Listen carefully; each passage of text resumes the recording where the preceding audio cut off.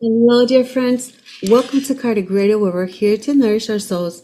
I'm Norah, the host of this program, thoughts by Joanna de Angelis and Divaldo Franco. This is the book. We are in the third part. It's all messages, trusting in God, trusting in the divine. And it's so critical at this time in our society to build that communion, that relationship with the divine, to be able to trust that even though things come and we watch the news and, so many things are happening, that we find it in ourselves, right, to go inside and dig as deep as we need to. Sometimes there's things that we really have to go in there and get out. And sometimes there are other resources from within ourselves, right? Some virtues, some lessons, some beautiful parts of us that are able to help us. In today's message, well, yes, we all know to trust in God. It's going to put us to really think, because there's one thing about us. We live with nature, right? We are not just the human beings. We have nature. And the biggest question for us to ask ourselves, why is nature here? Because if we really think about it, to already segue us into the message. If we look, friends, and we pause long enough to realize that nature never stops giving, right? We start to see that the trees never stop giving shade, the flowers never ask to be, applauded, on social media. The sun doesn't question, am I going to rise again or not? Nature simply serves again and again. And that is good. And in that it teaches us, right?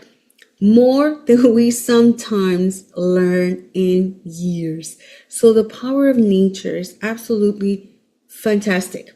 Now, what is the message that Joanna and Divaldo have for us today? Let me go ahead and read it, dear friends. It says, nature, with its endless capacity for self-renewal and its ongoing eloquent rhythm of self-perpetuation, is in itself a spirited song of uninterrupted service. So key words here for us to just, nature, okay, capacity, endless capacity, self-renewal, and it's like a spirited song for us. So let us observe nature, the waves, the trees, the migration of the birds, and as we do this, we start to begin to notice a deeper truth, right? So what could that be?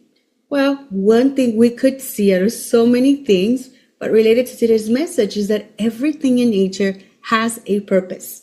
In other words, everything fulfills something, but nature does it without resistance, right? It kind of knows its place. Now, doesn't mean that it doesn't struggle. No, nature struggles. Storms come, seasons shift, leaves fall.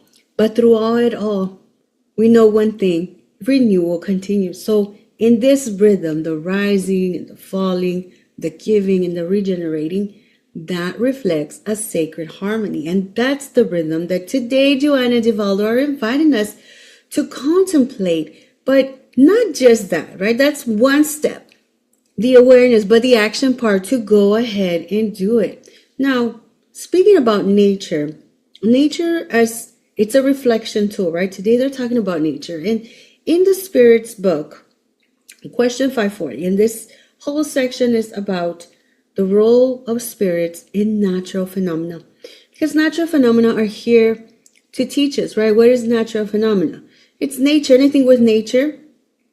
Sometimes in this sense would be more the bigger catastrophes, the bigger renewals, let's call them. Nevertheless, we do know that natural phenomena sometimes too is just talking about nature.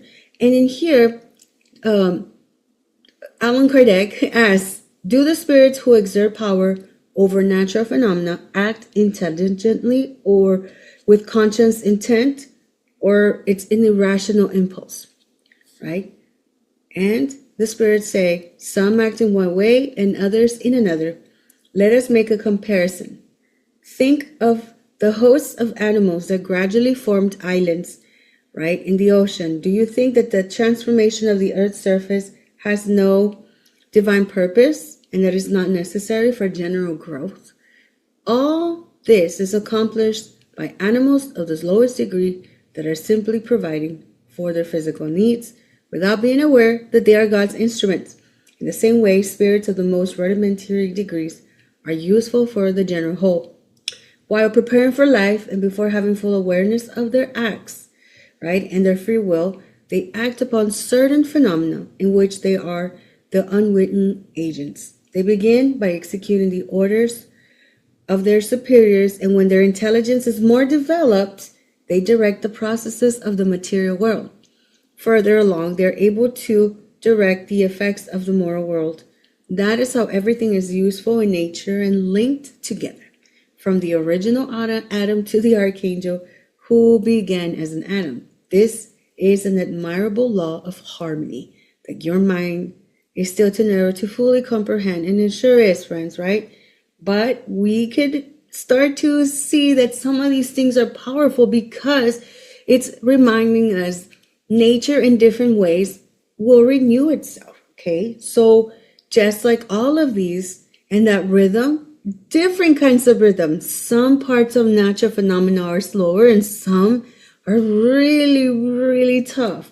Nevertheless, those are all contributions to growth, and everything that is happening really from nature, we can make an inference that there's trust that it will renew itself, trust in the process, no matter how difficult it is.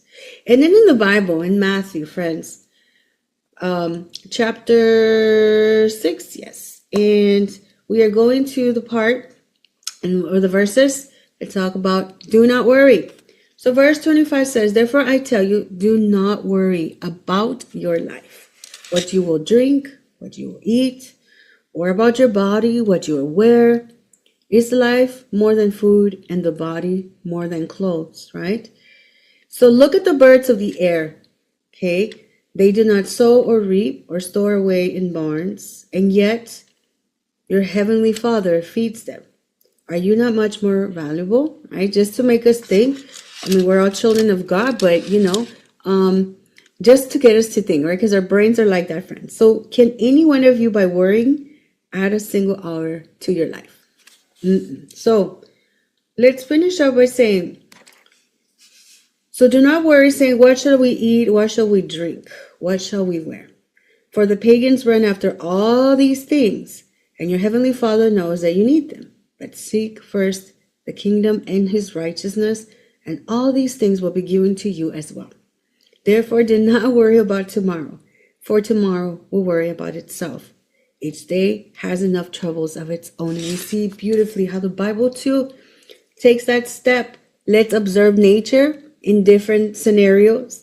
And through this, we see that nature doesn't have this worry or, they will bloom. If a flower withers, it's going to bloom, right? It's something, everything will be in that process of renewal. So we naturally learn to trust, just like the Bible said. Now, it was beautiful, right? And it's important to see that the things that we worry or think about are not the physical things. While they're necessary, they're going to be provided for us. It's those other things. And that's the part that Joanna and Divaldo are shaking us to think outside the box. That when we trust in nature, when we see the cycles, that we are even able to note that it's not about what they wear, what they eat, right? That there's this flow, this rhythm, and this trust that happens despite the level of how this phenomena might happen, as we see it in the spirits book, right? See that there are spirits involved in helping in this process. There is a lot of help to help the harmony. So if nature, and we see this in the spirits books, has that assistance, has that help, what us too, what makes us think that we don't, right? We have it as well. So let's do a quick visualization, just something small. We can call it the tree of service. Today, we're talking about nature, but not a nature like in not a natural disaster, but just nature for being its nature. So we're under a tree. We look at it. We see how the roots are stretched, the leaves are ruffling the wind, and there it is. The tree is not asking for anything, it's not saying anything. As we are under this tree, we start to admire its shade, beauty, and fruit. Take deep breaths. One more.